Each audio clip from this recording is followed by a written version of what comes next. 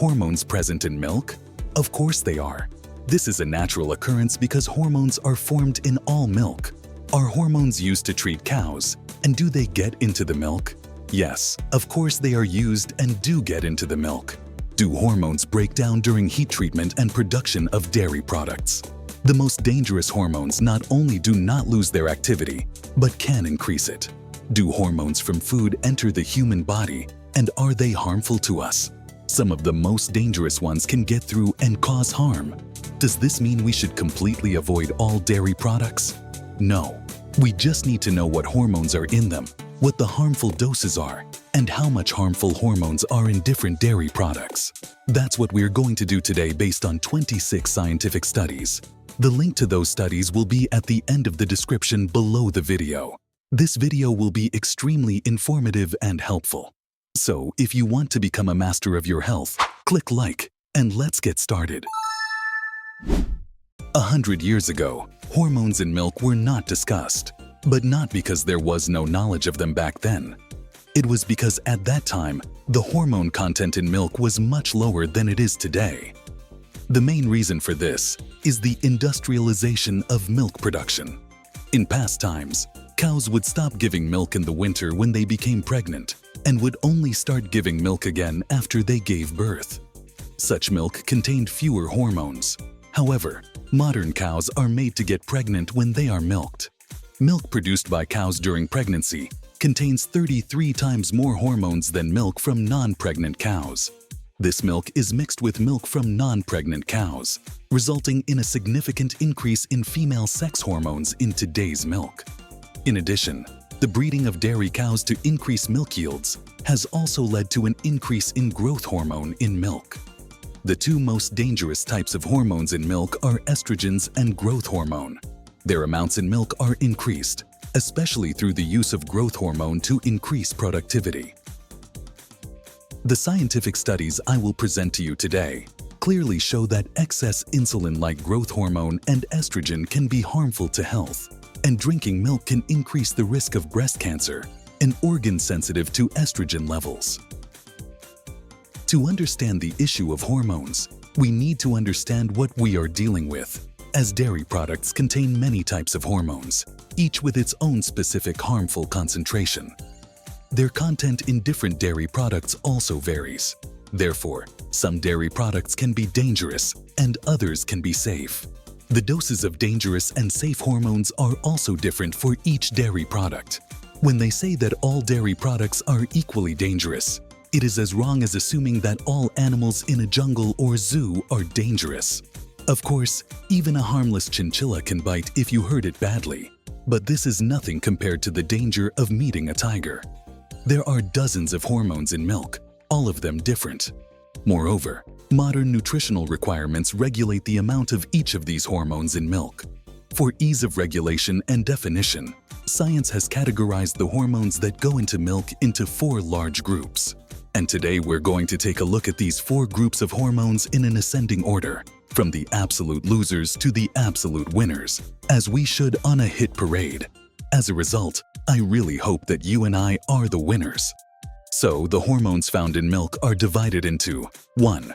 Prostaglandins, 2. Corticosteroids, 3. Sex hormones, 4.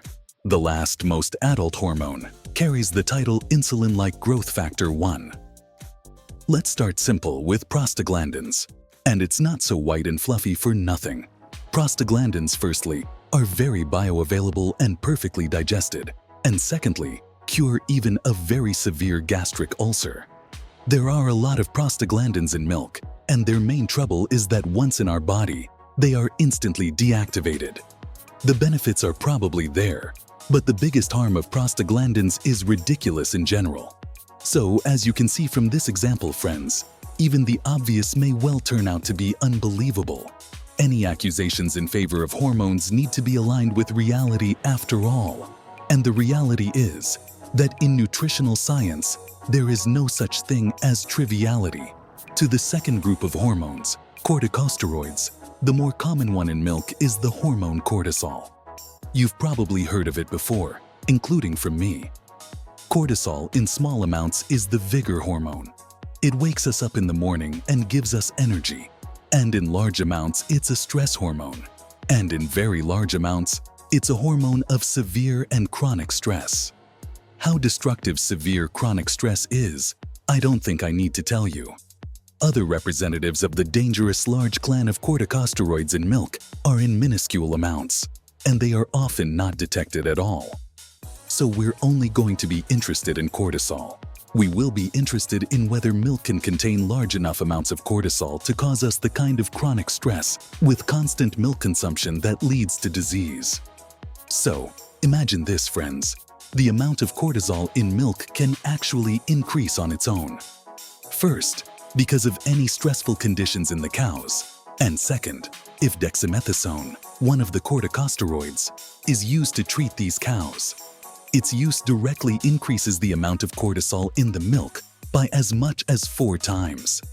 However, the normal amount of cortisol in cow's milk is between 8 and 18 units, while in human mother's milk it is between 20 and 1,306 units. So even if the amount of cortisol quadruples from the highest level of 18 units, it would only be 72 nanograms per milliliter. And normal women's milk can contain twice that amount, up to 136. And this amount of cortisol does not drive our human babies into any stress at all. Cortisol is broken down very quickly, almost like prostaglandins in the liver. That is, cortisol from food enters the bloodstream from the intestines and goes straight to the liver first. And here cortisol leaves the liver not just dead, it leaves it, pardon the black humor, completely decomposed. So, alas friends, if you want to blame cortisol, which is in milk, for the fact that it causes any disease, alas, it is not possible. And prostaglandins are generally beneficial. The next group of suspects is much broader. These are sex hormones, and they are divided into 3 large groups: female, male, and general. We'll start with the simpler ones, male hormones, and then we'll move on to the most beautiful part of the hormonal community, female and common hormones. The most famous and richest in the company of male sex hormones is testosterone. In their research, suspicious Chinese determined the presence of 3 different hormones and found that all 3 are in milk in exactly the same amount, close to 0. But the absence of male sex hormones, in milk is not the only unfortunate oversight. The presence of female sex hormones in milk has no effect on prostate health at all.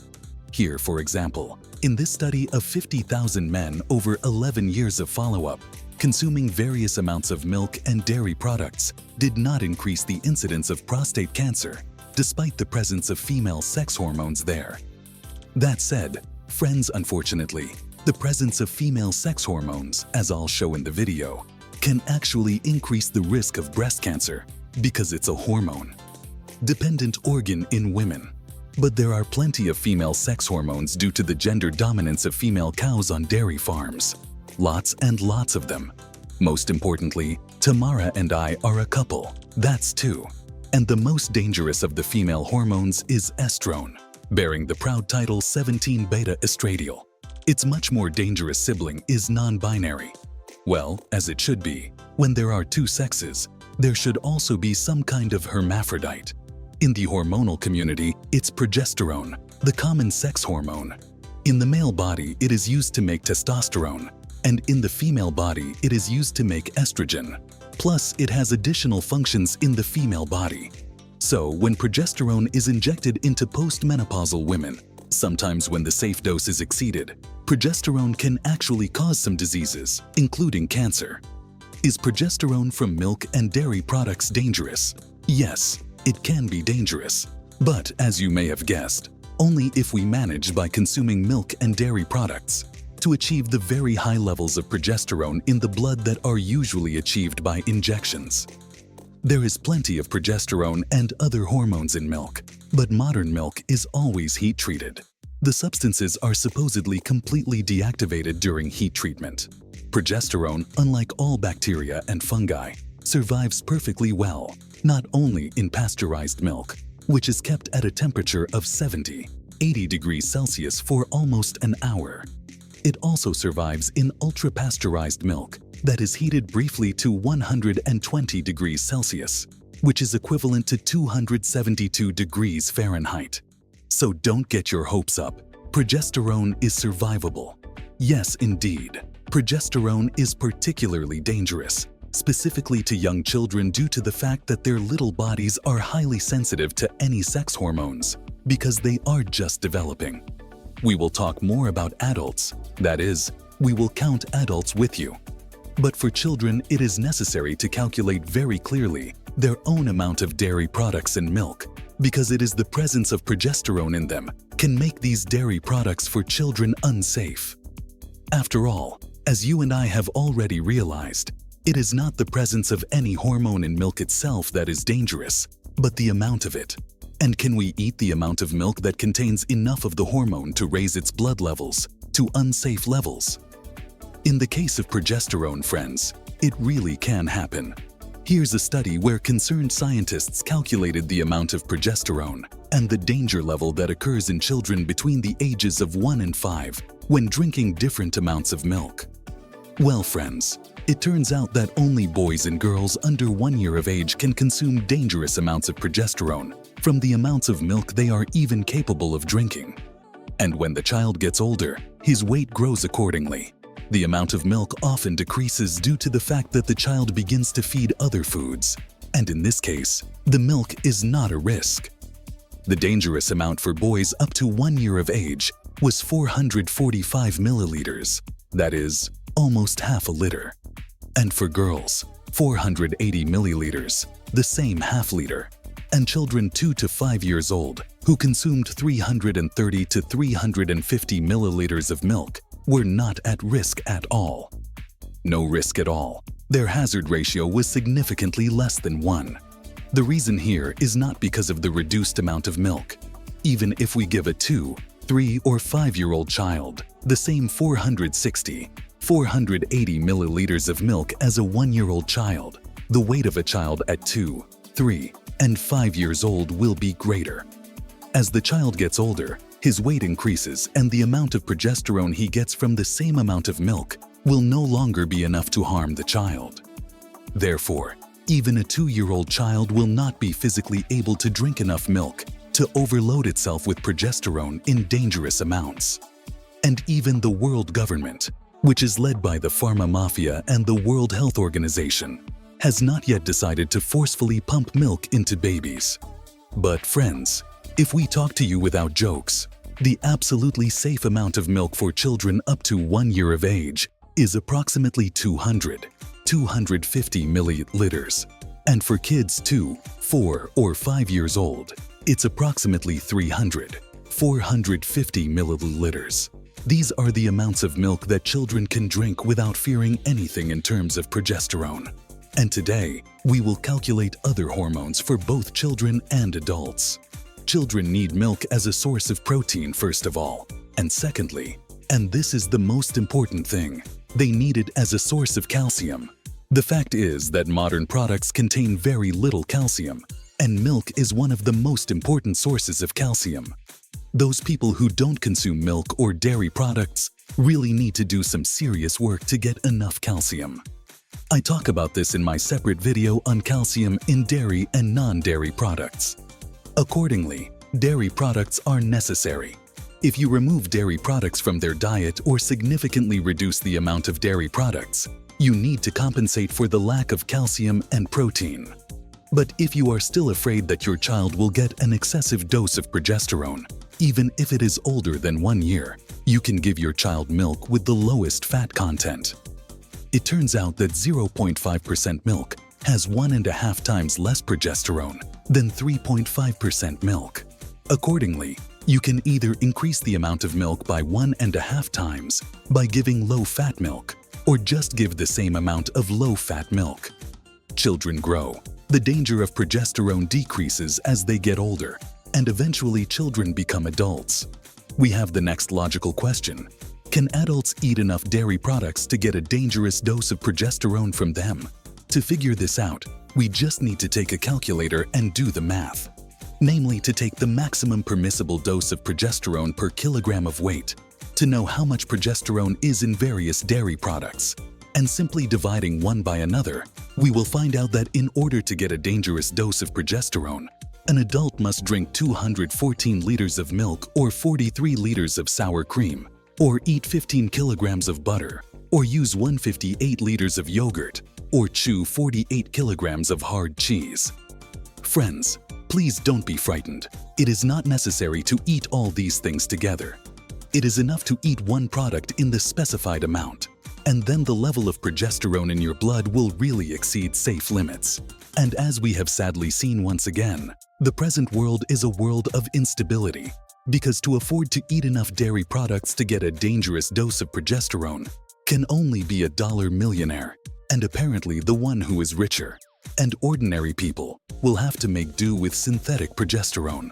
Well, friends, it is with great regret that we can state that progesterone has also failed to live up to the expectations that it is the most dangerous hormone in milk. However, we're not done with sex hormones yet. We have two sisters or two brothers, such as the non-binary, which are estrone and 17-beta-estradiol. Estrone, unfortunately, has not been seen in the habit of causing cancer. Its only reprehensible behavior is that it is closely related to its sibling 17-beta-estradiol. Let's not call him by his full title. It's long. I'm going to go ahead and just say estradiol. Well, estrone has a biological activity 10 times lower than estradiol. And that's why, friends. And also because in many milk samples it is not detected at all. Unfortunately, it also falls off our list of suspects. Estradiol, on the other hand, really got my hopes up, if only because, first of all, studies show that it can actually cause cancer if its concentration in the blood is high enough. And secondly, friends, it doesn't break down in either heat treatment or in the squashing of milk. So that's pretty much how much of it was in milk. That's how much remains in milk after boiling or in kefir. So estradiol can really be dangerous. It can be the hormone that the million-dollar bloggers keep telling us about. First, let's determine how much milk a baby needs to drink to get a dangerous dose of estradiol. After all, children's bodies are much more sensitive to sex hormones than adult bodies. Scientists made such calculations, and it turned out that a child can really get a dangerously high dose of estradiol from milk if the child weighs up to 20 kilograms and if he or she consumes 1 liter of milk at one time every day. I don't mean at one time at all, but in one day completely. If a child consumes less than 1 liter in a day, their chances of getting a dangerous dose of estradiol are reduced. For children weighing more than 20 pounds, things are even more complicated. The fact is that there is much less estrogen in milk than is produced in the human body, in children and adult men and women. For example, it has been calculated that 700 milliliters of milk will contain approximately 1% of the estradiol that is produced in children and approximately 1% of the amount that is produced in adults. That is, drinking 700 milliliters, almost a liter, of milk by children who weigh more than 20 pounds, and adults will give them a minuscule amount of the estradiol they produce inside their bodies. Accordingly, scientists conclude that estradiol in such amounts of milk is safe at all. Out of purely scientific interest, I took the acceptable safe dose of estradiol and converted it to the amount of dairy products that contain enough estradiol to harm an adult. I got 175 liters of milk, 117 liters of cream or sour cream, almost 12 kilograms of butter, 175 liters of yogurt, or 117 kilograms of hard cheese. So, friends, it really is possible to get large enough amounts of female sex hormones from milk and dairy products to be detrimental to health. Just hardly anyone can eat it. We're not talking about dollar millionaires, obviously. After all, that much dairy, one at a time, has to be eaten every day and for a long time for estrogens to build up in the bloodstream.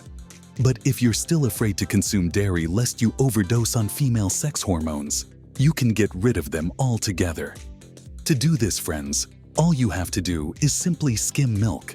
As you can see, skim milk has close to 0 amounts of female sex hormones like estrone and estradiol. We make our third conclusion that all sex hormones are perfectly safe for adults, and children just need to stay within safe amounts. Well, friends, you and I are left with one last chance. One last hope that milk may indeed contain hormones that are destroying our health and causing an endless list of diseases. One such suspect is insulin-like growth factor. And indeed, friends, at first glance, our accused insulin-like growth factor number 1 may indeed be the culprit. Look at this interesting thing.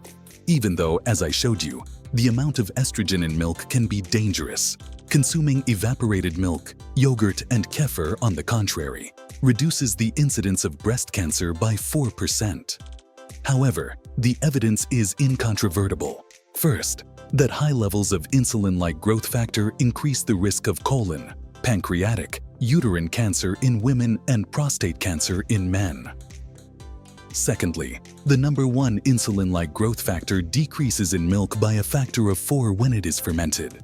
So, friends, as you may have guessed, this is probably why the amount of insulin-like growth factor in milk increases. There's also a third factor, friends. The fact is that insulin-like growth factor number 1 is the only hormone that not only survives heating, but its activity increases.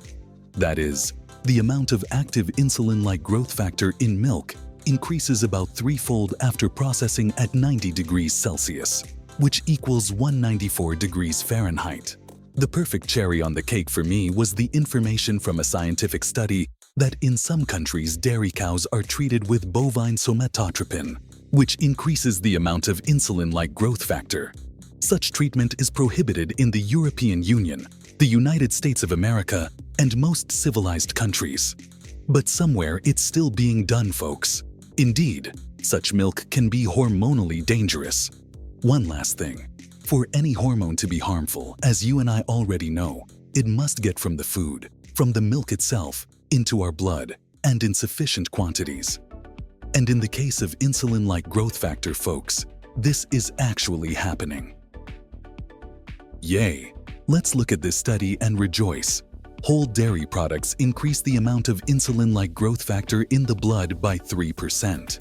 The thing is, eating any yogurt, including whole-fat yogurt, yes, because it says both skim and whole-fat yogurt, they're all mixed together, reduces the amount of insulin-like growth factor by 15%, and drinking stale milk increases it by 3%. I'll correct myself. When I say whole dairy products, that includes all dairy products in general, milk included. All of them combined reduce dangerous insulin-like growth factor in the same way that yogurt does. That said, friends, if you and I decide that it's the fermented dairy, that is, the fermentation that reduces the amount of insulin-like growth factor, that doesn't work here either. Because in cheese, which is also made from sour milk, on the contrary, whole-fat cheese, from which no butter is removed, increases the amount of insulin-like growth factor in the blood. Somehow all of this, friends, doesn't add up. You know why it doesn't. It doesn't add up because even if we take into account the fact that skim milk has 20 times less insulin-like growth factor, I still don't understand the situation. Any milk, any dairy product contains insulin-like growth factor, more or less. But at the same time, fermented dairy products of any fat content and skim milk products decrease the level of insulin-like growth factor in the blood, while all whole fat products, including cheese and butter, on the contrary, increase it. So the fermented dairy product yogurt, which still contains insulin-like growth factor, reduces its amount in the blood. Something is wrong here, folks. There's some bullshit, and I've already dug that bullshit up too. Why do you think diabetics only use insulin in shot form and never take it in pill form? I think it's very simple. The fact is that insulin can't survive digestion in the stomach at all. And insulin-like growth factor, as scientific research has shown, is structurally very similar to insulin. It's called insulin-like for a reason, and it too breaks down completely in the stomach and intestines. The amount in the blood, if taken by mouth, does not increase at all. As another scientific study has shown, no matter how much insulin-like growth factor you eat with foods, it won't affect its blood levels at all. It's not absorbed at all. Well, friends, I'm sitting at a broken trough, along with millionaire bloggers sobbing, simply because you and I have exhausted all scientific possibilities, of finding the very hormone that leads to the huge list of diseases that millionaire bloggers are telling you about. We can, of course, friends, honestly conclude that they're making it all up. Friends, there's one big weirdness. The fact is, anyway, scientific studies show that drinking sour milk, as I said, increases breast cancer risks, while drinking fermented milk decreases them. Some foods raise insulin-like growth factor levels, and some lower them. What's the screw-up here? Scientists haven't quite figured it all out yet, but they've already sketched out the main contours of it. First, they found out that it is not the insulin-like growth factor itself, which is contained in dairy products, that increases its level in the blood. Scientists have found that eating certain dairy products increases the internal production of insulin-like growth factor. Let's move on, folks. You and I have already figured out that milk and dairy products can't have enough estro and estradiol, the female sex hormones, in them to raise their blood levels, because 99% of all female sex hormones are produced internally. That said, friends, a scientific study showed that drinking 1 liter of whole-fat milk a day increased the excretion of estro in women's urine. That is, it increased the amount of estro in their blood, even though there was very little estro in the milk. And at the same time, these same women, when they consumed low-fat milk, had increased amounts of estradiol, the most dangerous female sex hormone, in their urine. This shows that low-fat dairy products, that is, friends, we can conclude that in the case of insulin-like growth factor and in the case of female sex hormones, it is not their presence in milk that plays a role, but the use of dairy products increases the amount of these hormones in the blood in different ways. And it's from that point of view that some dairy products can be dangerous because they can increase the hormones in the blood to dangerous levels, regardless of the fact that they have hormones in them. And if you and I know, here are these very safe every single one of the dairy products, so that sex hormones and other hormones don't increase, then you and I will be on the bright side of the street. And science has figured this out perfectly, friends. Now I'm going to tell you why. Before I do, I just want to thank those people who put likes, giving me the opportunity to make such in-depth and highly complex videos, because it took me a full 5 working days to prepare and shoot this video. If you're still worried about the fat content of the dairy products you consume, this is the first key. There's a reason I recommended that you choose reduced fat products. In fact, the opposite is true. The lower the fat in dairy products, the fewer hormones are produced in your body, and the amounts don't reach dangerous levels. The second key, friends, is milk sugar. But it's not the lactose you keep being reminded of. It's about galactose, an isomer of lactose that has a different spatial orientation, but causes increased inflammation and other malfunctions that lead to the diseases the bloggers tell you about. This I reveal in 2 videos, explaining why certain amounts are crucial. So what are the correct quantities of dairy products I have in mind? The right amount is one that doesn't increase your risk of developing various diseases. I mentioned this a few years ago because science has determined exactly how much of each can be consumed for benefits and how much must be consumed to cause harm. So, for milk and butter, these amounts are extremely small. It is better to exclude milk and butter from your diet and enjoy kefir and yogurt without restrictions. If you have any questions, ask in the comments. More information on this topic can be found at the links in the description below this video and on our channel. Subscribe and hit the bell for all notifications. Please like and share this video with your friends. Thanks to our sponsors for their support. I eagerly await your comments and encourage you to watch these useful videos.